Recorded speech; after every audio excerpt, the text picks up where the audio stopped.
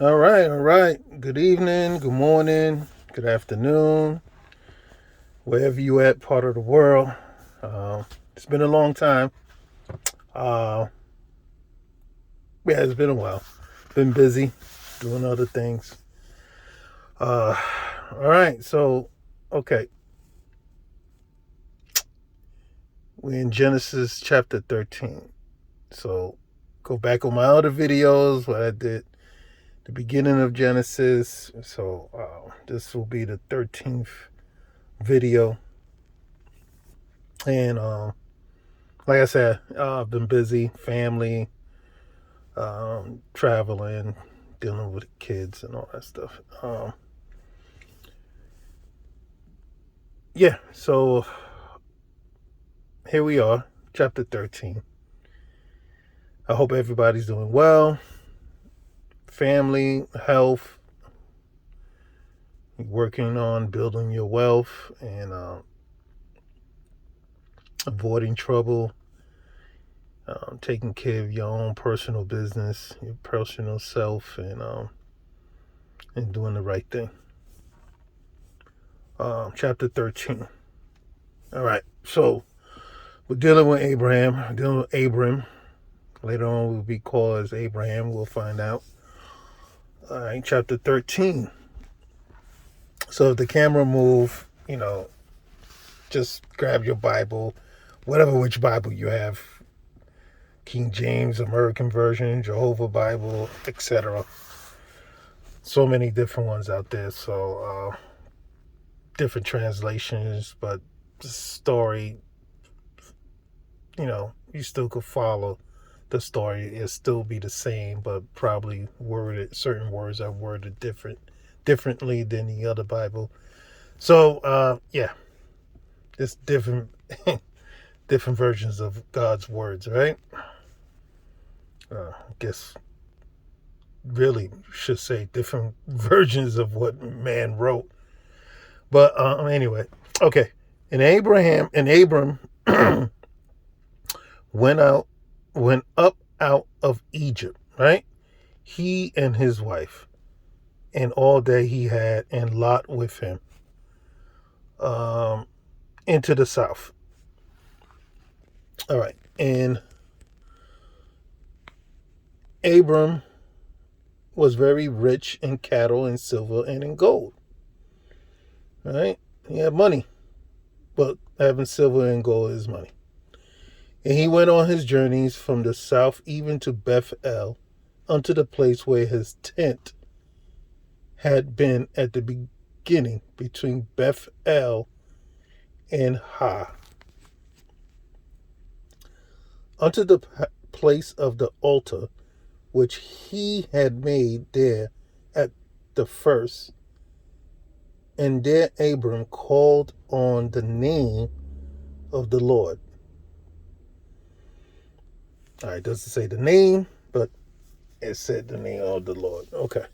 And Lot also, which went with Abram, had flocks and herds and tents.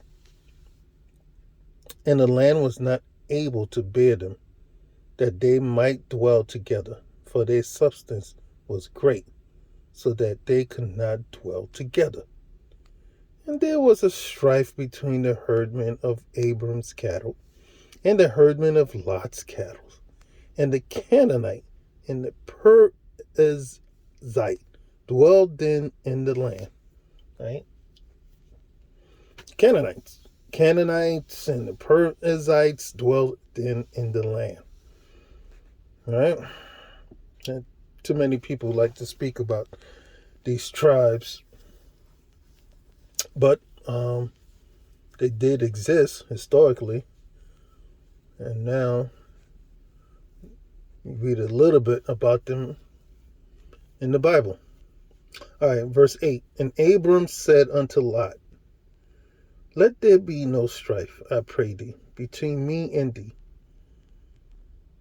and between my herdmen and thy herdmen, for we be brethren. Is not the whole land before thee? Separate thyself, I pray thee, for me. if thou wilt take the left hand, then I will go to the right. Imagine speaking like this today. Imagine, I mean, you speak this type of English today, man. Jeez, people will look at you crazy. Nobody speaks like this. Anyway, um, verse 10. Verse 9 is not the whole land before thee. Separate thyself, I pray thee, from me. If thou wilt take the left hand, then I will go to the right. Or, if thou depart to the right hand,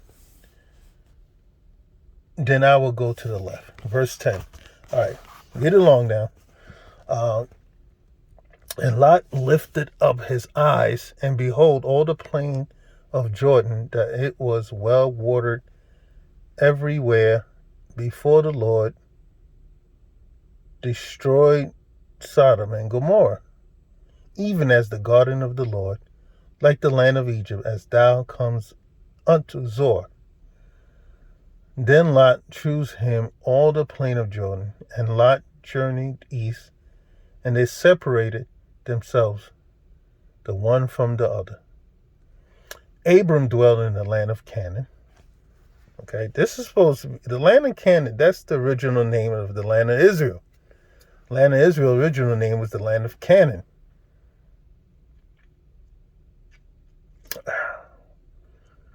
But, okay, it's another topic there, but just wanted to let people know that. But I guess we'll find out later on.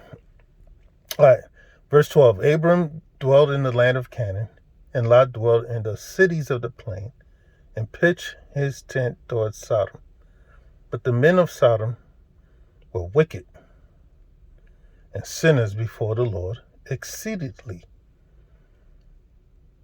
And the Lord said unto Abram, after that Lot was separated from him, lift up now thine eyes, and look from the place where thou art northward, and southward, and eastward, and westward.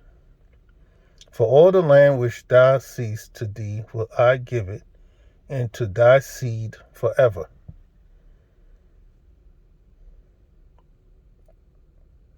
And I will make thy seed as the dust of the earth, so that if a man can number the dust of the earth, then shall thy seed also be numbered.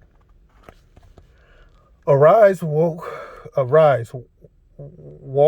through the land in the length of it, and in the breadth of it, for I will give it unto thee. Then Abram removed his tent, and came and dwelt in the plain of Mamre, which is in Hebron, and built there an altar unto the Lord. So, building altars unto the Lord, right? Everywhere they went, and somebody, Abram or somebody, Jacob, they always building a lot, an altar to do, sacrifices or whatever, for God, Lord God, but he always called upon, God always called upon them. The question is to ask is, what language, or was it verbal? Was it face to face? Was it eternal? How did God, call upon them? Was it through a horn, a microphone, or you hear voices in your head? I would like to know. I'm sure others would like to know also. Okay, chapter 14. And it came to pass in the days of Amraphel, king of Shinar, all right,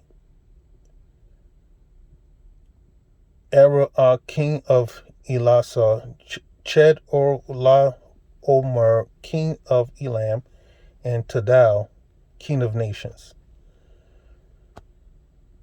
that these made war with Bera, king of Sodom, and with Ber-Shah, king of Gomorrah, Shanab, king of Admah, and Shebar, king of Zabarim, and the king of Bela, which is Zorah. Hopefully I'm pronouncing all these names properly. All these were joined together in the Vale of Siddim, which is the Salt Sea. 12 years they served Ched or La Omer, and in the 13th year they rebelled. And in the 14th year came Ched or La Mer and the kings that were with him and smoked, right? We know what that means, slaughter, killed the Rephashism and Ashtar Konarim and the Zuzims in Ham and the Emims in Sharva Karataim and the Horites and they Mount Sir unto the El Paran, which is by the wilderness. And they returned and came to an Mishpat, which is Kadesh, and smote all the country of the Amalekites and also the Amorites that dwelt in Hazin Tamar. And there went out the king of Sodom and the king of Gomorrah and the king of Edmah and the king of Zaborim and the king of Bela, the same as Zorah, and they joined battle with them in the Vale of Siddim. A lot of battles, a lot of killings, right? All right. With Ched or La Omar, the king of Elam, and with the Tadal, king of nations, and Amraphel, king of Shinar, and Ara, king of Elashar, 4 kings with wives. 4 kings with 5. And the Vale of Siddim was the full of slime pits, and the kings of Sodom and Gomorrah fled and fell there, and they that remained fled to the mountain. And they took all the goods of Sodom and Gomorrah, and all their victuals, and went their way. And they took Lot, Abram's brother's son. Okay, and they took Lot, right? Abram's brother's son, who dwelt in Sodom, and his goods, and departed. And there came one that had escaped, and told Abram the Hebrew, for he dwelt in the plain of Mamre, the Amorite, brother of Eshcol, and brother of Anar. And these were confederate with Abram. And when Abram heard that his brother was taken captive, he armed his strange servants, born in his own house, 318, and pursued him unto Dan. And he divided himself against them, he and his servants, by night, and smote them and pursued them unto Hobah, which is on the left hand of Damascus. And he brought back all the goods, and also brought again his brother Lot and his goods, and the woman also, and the people. Okay, this is what Abram did.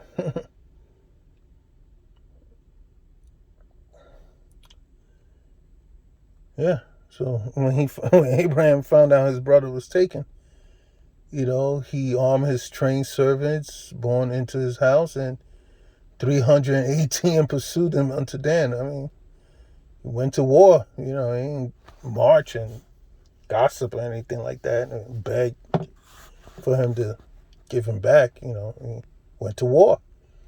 All right, verse 17. And the king of Sodom went out to meet him after his return from the slaughter of Chedo Lamar, or Lamer, and of the kings that were with him at the valley of the Shaviv, which is the king's dale. Excuse me. All right, and look who came. And Melchizedek, king of Salem. All right, let's highlight that. Who's that? Who's Melchizedek? They say Melchizedek is the highest angel of all angels, as the story goes. Right? Melchizedek, king of Salem, brought forth bread and wine, and he was the priest of the Most High God. Wow. He bought bread and wine. Okay, ain't no ordinary. No angels. This is all physical. Angels drinking wine, right, and bread, and sat down with him and ate, and he blessed him. Verse 19. He blessed him and said, "Blessed be Abram of the Most High God, possessor of heaven and earth, and blessed be the Most High God, which have delivered thine enemies into thy hand." See? All right. Okay. If you're in tune with God, right, he'll bring your enemies to you. And he blessed him and said, "Blessed be Abram of the Most High, possessor of heaven and earth, and blessed be the Most High God, which have delivered thy enemies into thy hand." And he gave them tithes of all. Tithes. Or tithes. Hopefully I'm pronouncing it right. This is old English here. All right. So, wow. Yeah. Deliver your enemies to you. And you slaughter them. Chop them up. Okay, verse 21. And the king of Sodom said unto Abram, "Give me the persons, and take the goods to thyself." And Abram said to the king of Sodom, "I have lifted up mine hand unto the Lord, the Most High God, the possessor of heaven and earth, that I will not take from a thread even to a shoe latchet, and that I will not take anything that is thine, lest thou shouldest say, I have made Abram rich, save only that which the young men have eaten, and the portion of the men which went with me, Anar, Eshcol, and Mamre. Let them take their portion." All right. Save only that which the young men have eaten, and the portion of the men which went with me. Separating the goods, food, slaves, etc. All right. Well, next chapter is 15. Guys, what do you think of this story here? I mean, Abraham went and got his brother and his family, gather up hundreds of men and went to war. Right? God blessed him, right? Brought his enemies to him and slaughtered them.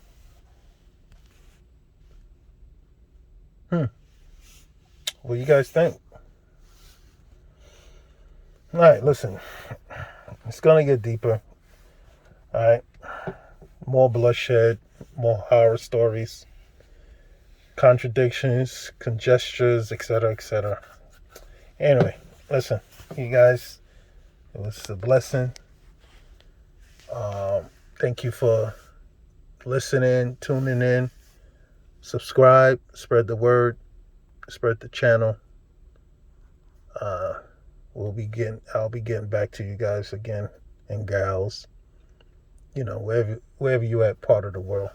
Be blessed, be at peace, travel in peace. Take care of your family, yourself, and get a checkup, check your health, make sure everything's okay and good. Also, the children, family, neighborhood, do good by each other, and let's bring upon peace. Only us could do that.